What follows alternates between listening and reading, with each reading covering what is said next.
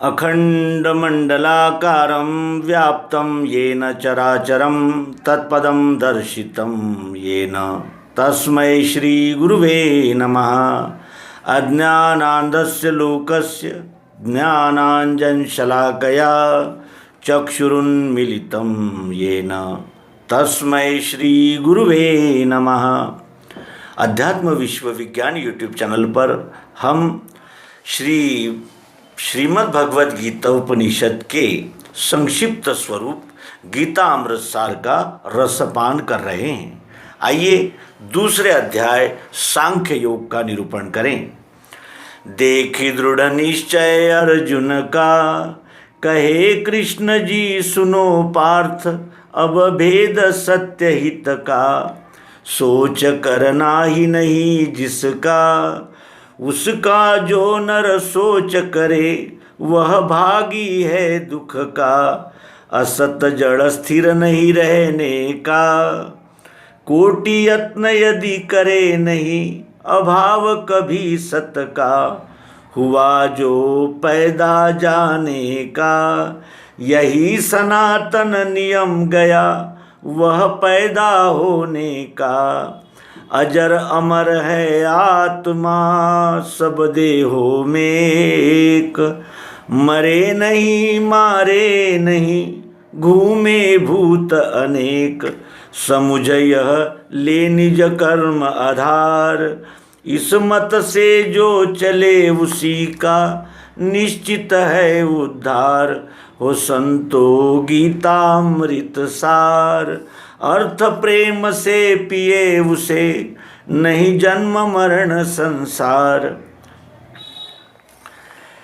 कुलनाशक गुरु दोष से धर्म कर्म मिट जाए, जन निंदा अपकीर्ति चिर रहे जगत में छाए। कुलनाश और गुरु दोष, कुलनाश यानी अपने कुलों का स्वयं ही विनाश विध्वंस कर देना, गुरुदोष यानी अपने हाथों से अपने गुरुजनों की हत्या कर देना, और इन कृत्यों से धर्म और कर्म समाप्त हो जाएंगे, मिट जाएंगे, और जननिंदा अपकीर्ति, जननिंदा ये जनमानस में यानी अनंत काल तक अपकीर्ति होती रहेगी और जनता मेरी निंदा करती रहेगी। इस प्रकार सोचकर मैंने हार मान ली है। मैं हार गया हूँ, ऐसा मैं मानता हूँ। मैं वन में चला जाऊँगा, ये मुझे मार दे तो भी श्रेष्ठ है, लेकिन मैं ये घृणित कार्य नहीं कर सकता। इस प्रकार कह के अर्जुन ने सब हथियार डाल दिए और रथ के पिछले भाग में जाकर रोता हुआ बैठ गया। गांडीव हाथ से छूट गया और अंग अंग में उसके रोमांच उपस्थित हो गए। ये कैसा घृणित और अत्यंत श्लाघ्य ऐसा कार्य मेरे हाथों से हो रहा है।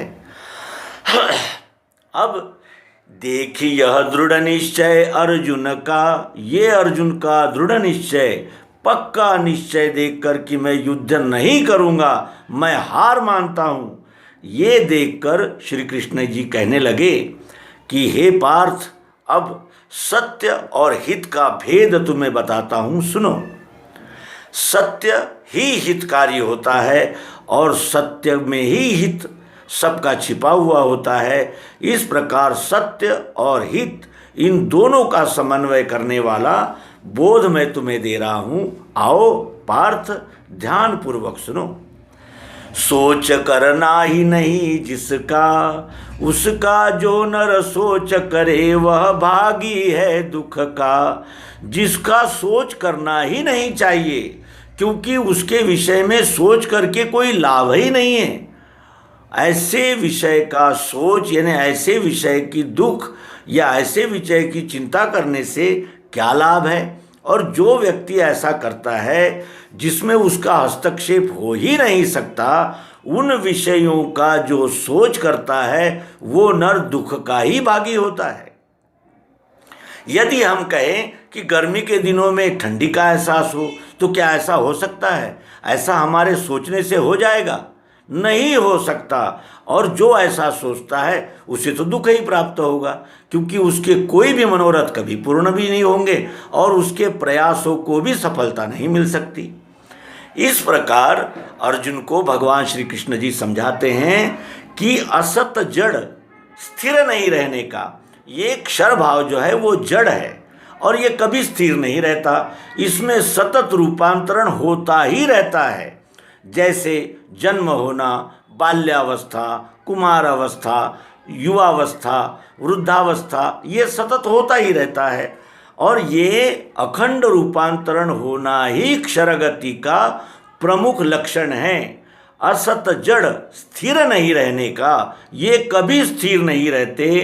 कोटि यत्न यदि करे नहीं अभाव कभी सत का, और कोई अगर कितने भी प्रयत्न करे कि सत्य का अभाव हो जाए तो ऐसा हो नहीं सकता। सत्य क्या है? जो परिवर्तन होते हुए भी है ही, अस्तित्व, स्थायित्व, चाहत, जरूरत, प्रियत्व, इसका कभी नाश होता ही नहीं। रूपांतरण बाह्य स्वरूप का होता है, अंतर स्वरूप में कोई रूपांतरण नहीं होता। इसके लिए हमें उदाहरण देखेंगे।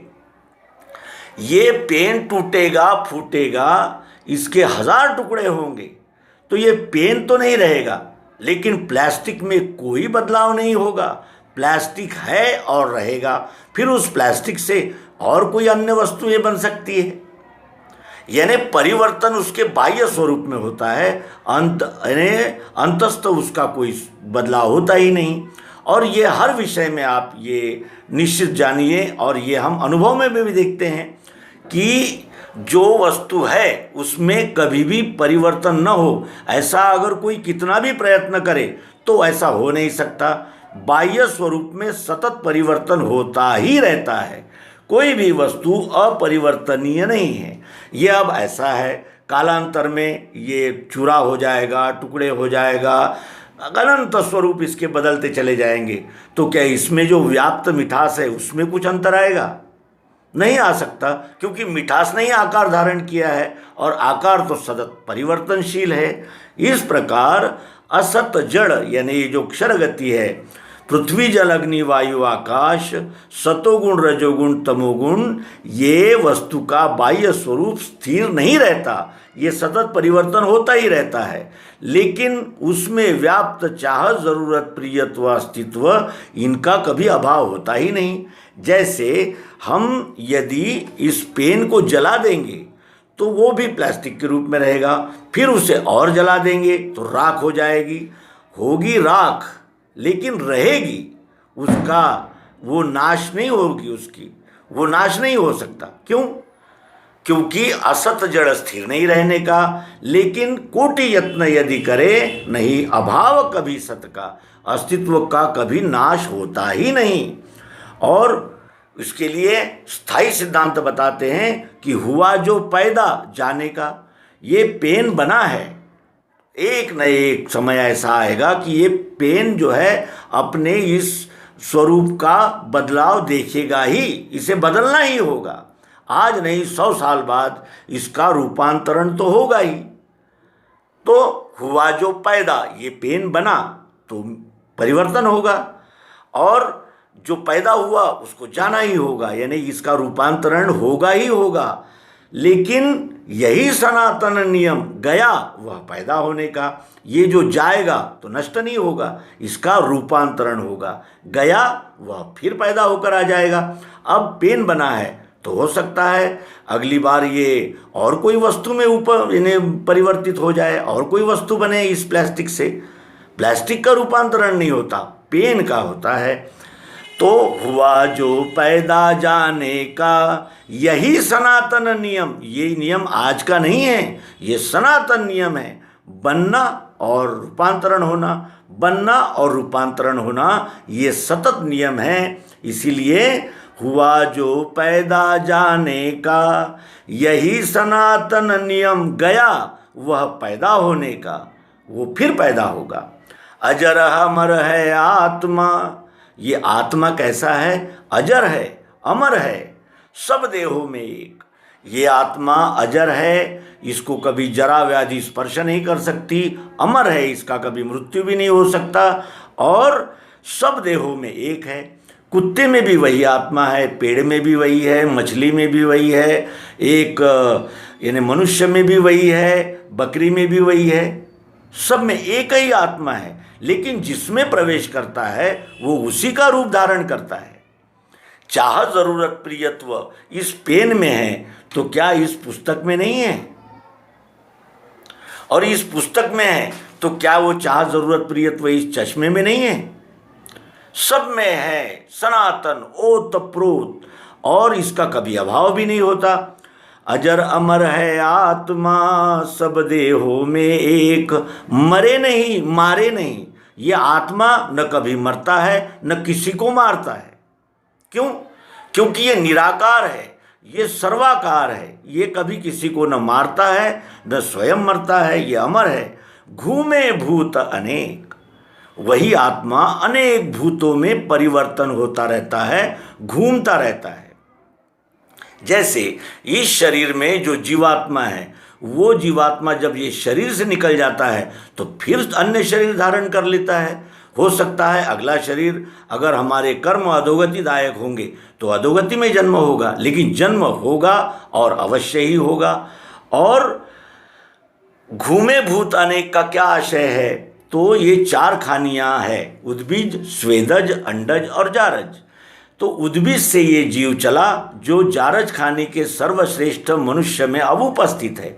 लेकिन अब भी अगर इसको स्वस्वरूप की जानकारी नहीं हुई और ये परमेष्टि भाव में अपने आप को स्थित नहीं कर सका, स्वस्वरूप का दर्शन करके विश्वरूप के साथ एक रूपता नहीं प्राप्त करेगा, तो फिर वो उद्बीज में आएगा और फिर उसका उत्क्रांति चक्र पुनः शुरू हो जाएगा। इस प्रकार अजर अमर है आत्मा सब देहों में एक, मरे नहीं, ये कभी मरता नहीं है, मरे नहीं मारे नहीं, घूमे भूत अनेक, अनेक प्रकार के आकार ये धारण करता रहता है और अनेक भूतों में अर्थात जीवों में ये प्रविष्ट होकर अनेक रूपों में हमारे सामने आता रहता है।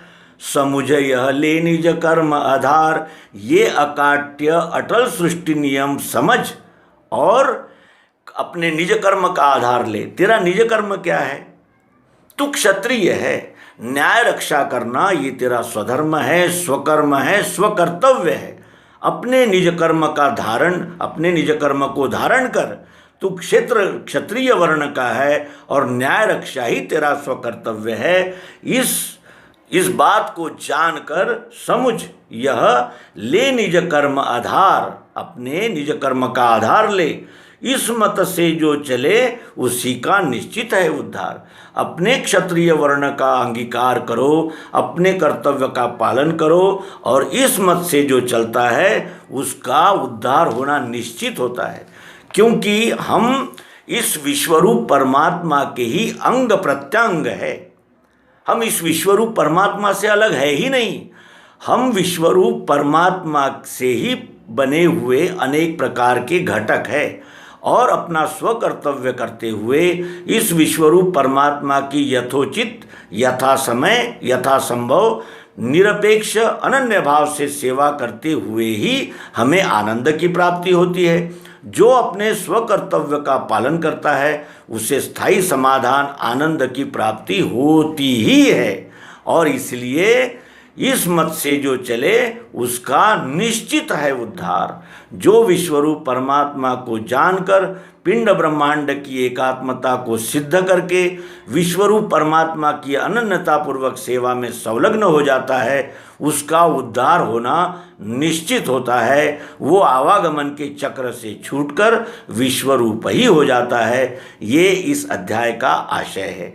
मित्रों, इस मालिका का आपने किया हुआ स्वागत हमारे लिए प्रेरणा का स्थान बना है। हमें आपके प्रतिक्रियाओं और आपके यानी प्रोत्साहन से और अधिक प्रेरणा मिलती है और अधिक हम अच्छे से अच्छा अंक आपके लिए प्रस्तुत कर पाते हैं। इसलिए आपका बार बार धन्यवाद व्यक्त करते हैं।